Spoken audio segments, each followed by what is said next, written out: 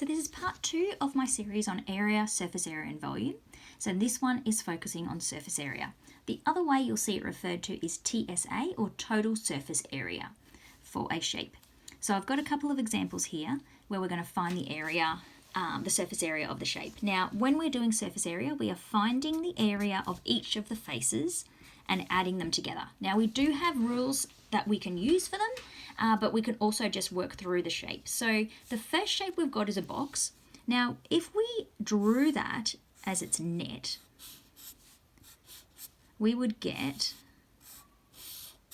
a shape where we have 1, 2, 3, 4, 5, 6 faces. So if you think of it like a dice, there are 6 faces on the dice. So we've got our bottom, our top, our 2 sides, and our front and our back. So when we work that out, we're working out each of those shapes individually. So we could go through and put all our measurements on there and work it out. So that's one way that you can do your surface area calculation. Or for a box, we do have a general rule for that, where we have our total surface area is equal to 2 lots of length times width, 2 lots of width times height, and 2 lots of length times height, because we have those matching faces. So our front and our back are the same, and they're going to be 5 by 6. Our bottom and our top are going to be the same, and they're going to be 5 by 3. And our 2 sides are going to be 3 by 6. So that's how we get those pairs of measurements there, or calculations that we're going to do. So we've got 2 times, and our length times width. We'll assume that's talking about the bottom of the box, so the 5 times 3. Then if we go width times height, that's our side, so 2 times 3 times 6. And then we've got our 2 times 5 times 6 for the front and the back. It doesn't really matter which order you do them in, as long as you work out each of the sets of pairs. So I'll do this in 2 steps. So 2 times 5 times 3 gives me 30. Then my 2 times 3 times 6 is going to give me 36. And then my 2 times 5 times 6 is going to give me 60.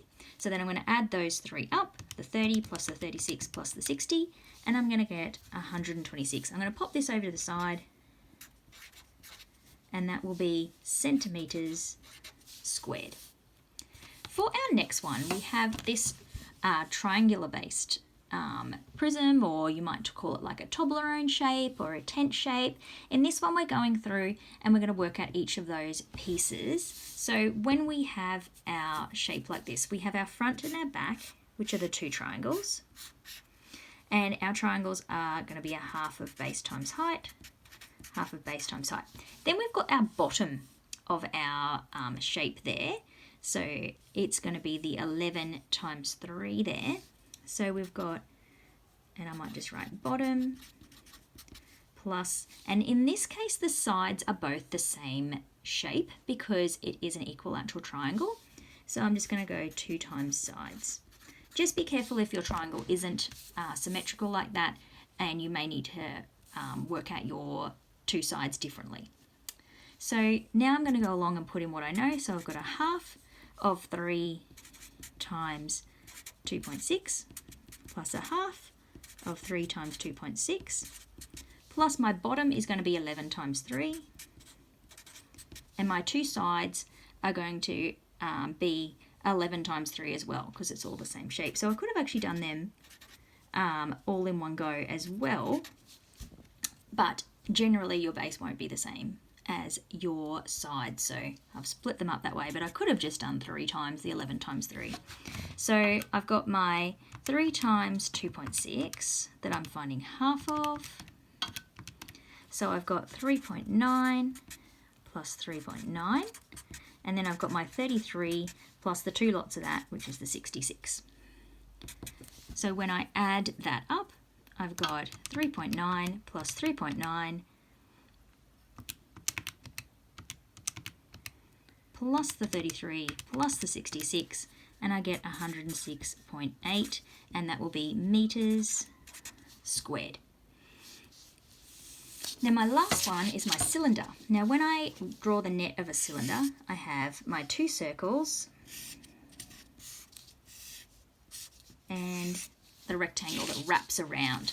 So when I do my 2 circles, I know that those areas are pi r squared. And when I do my rectangle here, I know that this part of it is the height. The other part of it wraps around the circle, so it's actually like the circumference of the circle. So it's pi times diameter, or 2 pi r. That gives us our general rule that you'll sometimes see for surface area of a cylinder, where we write surface area is equal to 2 pi r squared, because you've got two lots of the pi r squared, plus 2 pi r h. Now when we put in what we know, we've got our radius is 5 and our height is 20. We have 2 times pi times 5 squared plus 2 times pi times 5 times 20. So I'll get my calculator and I'll work those two parts individually. I could put them together if I wanted, but I want to keep them separate just so I can, if I make any errors, it's not total. So we've got our 157.08 here. And then when I do my 2 times pi times 5 times 20, I get 628.32. Now, you may also be asked for the curved surface area. This section here is your curved surface area. If you're ever asked for that, it's that wraparound part. So then you would only be looking at this part of your answer. We're asked for the total surface area, so I'll pop a little total T in front of there, total surface area. So I'm going to add those two numbers together, and this is where it's handy to be able to scroll back and go, I want the 157 and I want to add to that the 628, and I put them together and I get 785.39 or 785.4, I'll round that to, and that will be meters squared. So that's when we're doing our surface area, we're always looking for the total of those faces on the shape, as if you're painting the shape. In the next part, so in part 3, I'm going to go through volume.